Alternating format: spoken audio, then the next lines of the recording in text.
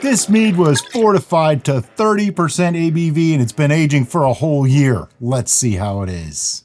First of all, that color and clarity is gorgeous. Yeah, this is absolutely beautiful. It's fantastic. It's an 11 for clarity, without a doubt. Yeah. Absolutely fantastic. Super happy about that.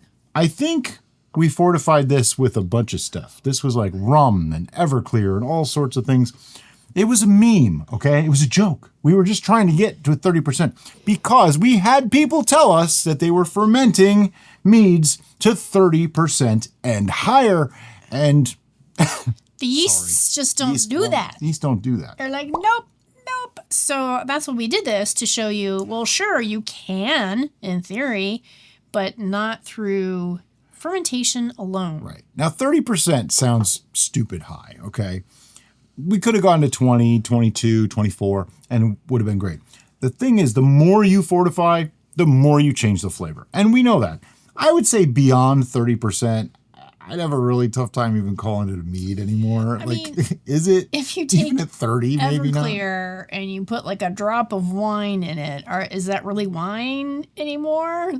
No. Yeah, that's true. That's true. Yeah, think about it that way. So there is a point at which it's probably not going to taste very good, and it's no longer the thing that it originally was. It's questionable to me whether this is really mead or a mead cocktail. Yeah, fair enough. So But we call it mead because it's mostly mead. We gauged this at a 30.3% ABV. It's actually slightly I think lower. it's slightly lower. It's I think it's like a 29 something. or something. Yeah. And it was a 1.012 final gravity. On the smell, it is like a fine liqueur. Yeah. Very liqueur-like. Very difficult to pinpoint on the aroma. I get honey, though. Yeah, I'm still getting the honey. Definitely still get honey quality. It kind of reminds me of Baron-Jäger. Baron-Jäger. Yes, very, very similar to a Baron-Jäger. Not quite as strong as Baron-Jäger. No, it doesn't have the hit you in the face punch of a high alcohol. Wow. All right, I'm still smelling it because, that's what I do. Okay. The aroma and the taste coincide. The honey hit that I'm getting on the aftertaste is unbelievable. It's like raw honey coming through on the breath, everything. Wow. I don't remember that. I've had a couple bottles of this along the way because this is the one that we save for here. I do not remember that little honey hit on the afterbreath. So, apologies to those of you who are offended, but I could not help but to do the Adericized Whisky Chew on this particular beverage because the honey is up front, and then you get the alcohol, and then you get the honey, and then you get the alcohol, and then you get the honey, and it's just like swirling around in your mouth. It's a party in there, and everybody is happy. Nobody's in the corner being sad. They're just having a ball. I mean, you're not going to mistake this for just a straight mead. No. If somebody just handed you a glass of this and said, what do you think? You would think it's some kind of a liqueur. Yeah, it's like a honey liqueur. It's like a Baron-Jäger, really. It's actually remarkably similar to Baron-Jäger. If our Baron-Jäger wasn't behind piles of noise-dampening material right now, well, even without. I would go get it just for us to compare. It's cough medicine. This would be great. Yeah. If you have a cold. Yeah. I think, based on my memory of Baron-Jäger, this is a little smoother, a little easier to drink, and it's about the same proof. They're both 30% or so. I don't even know what Baron-Jäger is. Yeah, Baron-Jäger is like 60% or 60 proof, so it's like 30%. Okay. I think this is a little smoother. I think it's a little more flavorful of honey. Baron-Jäger at this point isn't even fermented honey anymore. It's really like vodka mixed with honey. That's about what it is. There's a long story and a big recipe thing and all that, but it's essentially what it is. Bottle's cool though. Yeah, the bottle's awesome. Looks like their a bottle. beehive. Yep. But enough about Baron-Jäger. Let's talk about our mead. This is technically a mead. I mean, most of it is made up of fermented honey by volume. Are we getting a little technical on that? Absolutely. Maybe, but that is the definition. So I still would say this is borderline still a mead, but it's awesome. It is so good. Yeah, I for actually something really like that this. we push the limits on purpose just to be those people. This came out really, really nice. There's rum in this too. I can taste rum. I'm feeling some rum. Yeah, I think we ended up using some of the high proof rum to make up the difference, or we started with high proof rum and used Everclear to make up the difference. I don't remember. There's a reason we don't go back and look, because that way we don't have a bias. But what is not getting annoying is this beverage. Now, does it have a kick? Yeah. You don't. There's some ethanol kick there. You don't even have to really think too hard about it for it to. But it's not like it punches. I mean, honestly, it's not as harsh as like vodkas and whiskeys and stuff like that. No. Which whiskey can't be 30%, but vodka can.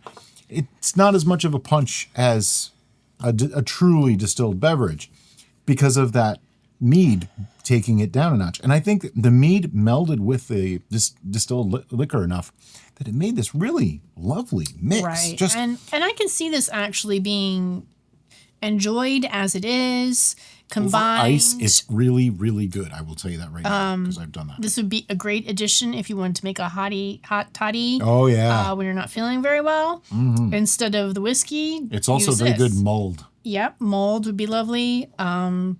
Added to mulled stuff too, just as an enhancer. All the ways. It would also work really well in my semi-Viking chili. Yep. Though I like that to be spicy, but this is actually really good too. It's just so... We constantly make these things that we go, oh, this is just going to be kind of a joke. Let's see, can we actually make this? Can we actually make this? And then turn out good. What? Why are you good? And that's not a brag. That's just, if you know the basics of home brewing and you know how to balance flavors, you can make almost anything taste good. Right. Except nettle mead. Can't make that one taste good no matter what I do. We might be able to. And Brian, I know, is giving me the look. I don't even have to look at him. I can feel it. It's I'm not doing nettle mead again. Burning the side of me. The only way I do nettle mead again is if we got fresh nettles. I won't do it with dried. But we have a whole bunch of them right over there in our mini apothecary. Do they burn? The nettles? Yeah. Probably. There you go. Kindling. But that he means our fire pit. Let's throw them in the fire pit. Yep.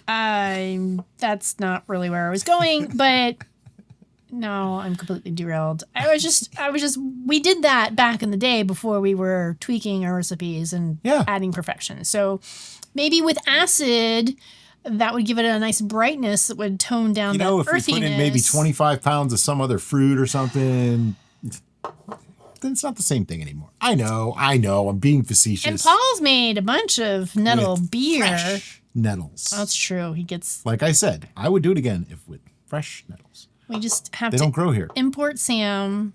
Dandelions and nettles. Bring Sam. Don't grow here. Sam is Paul's wife. Send her out to forage fresh nettles. All right, well, since you're talking so much, I'm just going to pour more. I'm talking so much. There's a twister. I would say, though, if you like stronger beverages and you like liqueurs and things like that, just experience type brews, this is a great foray into that. Because this is definitely the kind of thing that you pour a nice glass, put a couple of ice cubes in there, put it on an ice steel or whatever. You can sit back and the world melts into nothingness around you after a while because this gets to be a bit much. It's strong. The flavors are so amazing that you would never think it was that much alcohol. I'm actually feeling a little bit of it already. Yep. And I haven't had that much. Yep. So there's that. And keep in mind, I drink 50% ABV whiskey on a pretty regular basis. Yep. I'm feeling this. So it's darn close to 30. Whew. All right. So we need numbers now. All right. So I have to get into my brain. Where's my brain? My brain is gone. Apparently 30% it's said. right there. Oh, there it is. Wait, I can see it. No, stop. That's the other side. No, you got to do this so it doesn't fall out. All right. I guess I need a moment. I guess I can't give it a 30. Now, 30 would be a bit much. Now, the way I have to judge this is not as a mead.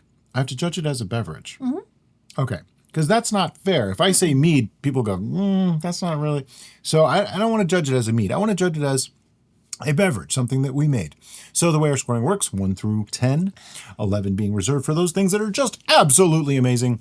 Up to a 4.5 is like, probably chuck it. 5 to 7 is good, and 7.5 and up is great to the amazing 11. You got a number? I got a number. I have a number too. All right. 1, 2, 3, 11. 9. Whoa, that's Yep. that's a thing. I love this. There's nothing about this that I would change. Everything about this particular brew came out fantastic for me. Being a whiskey lover and mead drinker, these two things mixed together actually worked for me. It doesn't have the oaking of whiskey, but I can forgive that because the rum actually made up for that. Yeah. Oh my God. This is an 11 for me. And this is an everything beverage in my opinion. Everything that he has said can be verified by the lack of this beverage in this household. Yep, there's one left after this. I think he pretty much drank them all himself without any assistance from me. Yeah. It's not really your thing. It's not really my thing. You but like mixed drinks where you put a distilled beverage in. I like the hard liquor, the higher proof stuff. To me, this ticks all the boxes. It's a mead and a whiskey-like thing all in one. Sure. And previous Derica, who was all about the whiskey, regardless of its orientation, would be all into this. But now I'm just kind of a whiskey girl. So I leave it for Bri. But I'm still attached to that previous Derica, and she is appreciating this, and that's why I gave it a 9. So this is top 5 for me of things that I've ever made. Easily. That's why I look for it. I feel like we're babbling about this a little too much, but I feel like it's worthy of babbling a little too much because we intended this to be a joke. It's supposed to be a joke. It was a joke. And it came out to be one of my favorite things I've ever made. It's fantastic. It's just that good. So, if you get anything from this video, it should be, don't worry about it so much. Yep. Go out there, experiment. Have fun. If you think some flavors are going to work together, try them and see what happens. And if it doesn't work, add a bunch of rum to it. And if it doesn't work, put it in a dark cabinet and let it sit for a year and then come back. The year, boom, I did not think would make that much difference. But based on my memory, the last time I've avoided this for a few months, the bottle that we have, I've avoided it on purpose because I didn't want to taint my one-year tasting. This came out much more complex with much more levels than what I remember it being. Now, I've been drinking it cold on ice too. True. Drinking it room temperature changes things a bit. Wow, what a difference. Just so incredible. Yep. So amazing. Anyway, as always, guys, thank you so much for watching and have a great day. Bye-bye.